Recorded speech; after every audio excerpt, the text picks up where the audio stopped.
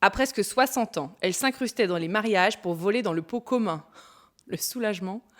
Enfin, d'après cet article de Ouest France, on a arrêté cette dangereuse kleptomane.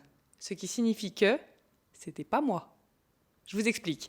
Il y a 3 mois, je suis au mariage d'une super pote. Ça boit, ça hurle du « chez moi les forêts se balancent et les toits grattent le ciel !» Ça twerk avec ce qui reste de fesses de trentenaire, quand d'un coup, la sœur de la mariée attrape le micro et d'une voix très rassurante lance un « Excusez-moi, quelqu'un sait où est passée l'urne ?» Je rappelle que c'était un mariage, pas une cérémonie funéraire, donc c'était pas papy qu'on avait perdu, mais bien la boîte. Vous savez, celle où on met des petits billets et autres chèques pour investir dans l'empreinte carbone des mariés.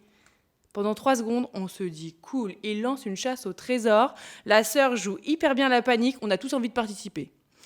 Mon pote gendarme, lui, c'est son moment, ça fait 3 ans qu'il rêve d'être Sherlock Holmes, mais qui gère les réseaux sociaux de la brigade de Rennes. Donc là, il remonte son col, il pique la gapette de tonton et le livre d'or devient son carnet de notes. Après, je rappelle qu'il est gendarme, donc bourré.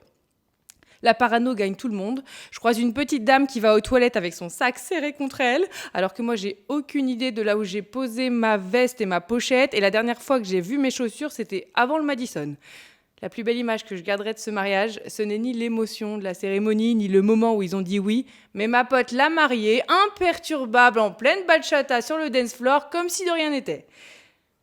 Sauf que, le lendemain, je me réveille avec un mal de crâne, la laine saveur oignon et un énorme doute. Et si c'était moi ?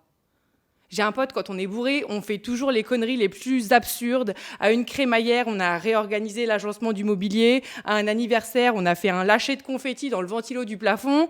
Donc là, il n'est pas impossible qu'on ait jeté l'urne dans l'étang pour voir si elle flottait. Bon, apparemment, ça flotte pas. Quand je croise le regard de mon pote au brunch, je comprends que lui aussi a des trous de mémoire. Faudrait peut-être qu'on check le frigo ou le brasero. On fait pas les malins parce que les inspecteurs gadgets cherchent des preuves. Chacun zoome sur ses photos pour voir si au fin fond, en flou, il n'y a pas une silhouette avec une boîte. Et en effet, en flou, très très flou, il y a une masse qui peut aussi bien être le voleur que Tati Michel qui glisse les derniers choux à la crème dans son tupperware. Une amie me souffle même que si je veux un jour faire disparaître un corps, il suffit de le jeter dans la fosse aux cochons. La seule fois où j'ai vu ça, moi, c'était dans Narcos. Depuis, ma pote, je m'en méfie. Elle me dit « Hey, t'as pas 15 balles ?» Je lui donne. Donc, quand je tombe sur cet article ce matin, ça va mieux. Je suis tellement rassurée. C'était en réalité une Américaine de 57 ans qui s'incrustait dans tous les mariages du Mississippi pour voler les cartes cadeaux. Comment ? Mon mariage avait lieu à Saint-Malo ? Raison de plus ? Saint-Malo, le Mississippi, tout ça c'est à l'ouest ? La théorie se tient.